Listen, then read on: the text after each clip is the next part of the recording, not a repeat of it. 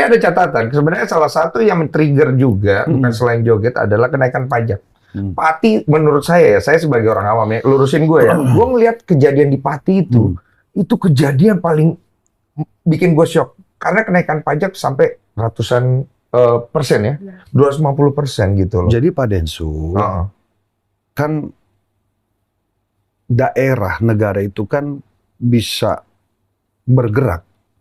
Dasarnya kan dari pendapatan kita. Tapi nggak 250% loh, Pak.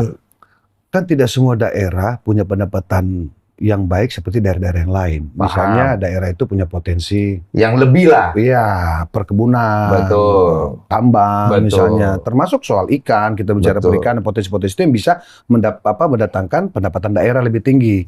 Dan juga untuk daerahnya kan maksudnya mungkin kan. Mungkin Pati ya. Saya sih tidak terlalu dalam tentang Pati, tapi mungkin Pati itu dianggap tidak ada cara lain untuk percepatan tadi pendapatan daerah karena programnya begitu besar, begitu banyak, janji-janji kepada masyarakat begitu luar biasa. Gimana cara solusinya? Salah satunya yang paling cepat memang pajak.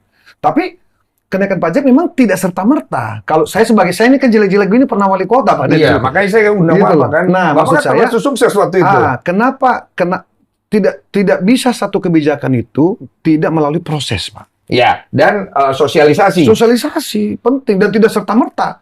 Misalnya kita akan sampaikan setelah rapat para tokoh, misalnya akademisi, misalnya para pemuka agama bahkan semua diundang kira-kira begitu, ketua-ketua adat. Nah, kita akan ada rencana seperti ini. Kita akan bangun ini. Kita nggak punya uang. Kita harus cari-cari dengan seperti ini. Kira-kira bagaimana menurut Mbak? Kira-kira seperti itu. Itu pun dikasih jenjang. Kita akan melakukan misalnya 1 tahun ke depan ya, atau secepat-cepatnya 6 bulan ke depan. Karena mungkin di Pati ini cukup ngagetin. Mungkin di Pati cukup ngagetin. Bukan hanya ngagetin, saya shock juga sih Pak. Karena 205, saya tuh ngebayangin 250%. Kenaikan macam apa nih kan gitu. Jadi kepala kita terframing begitu. Banyak yang salah hitung kan.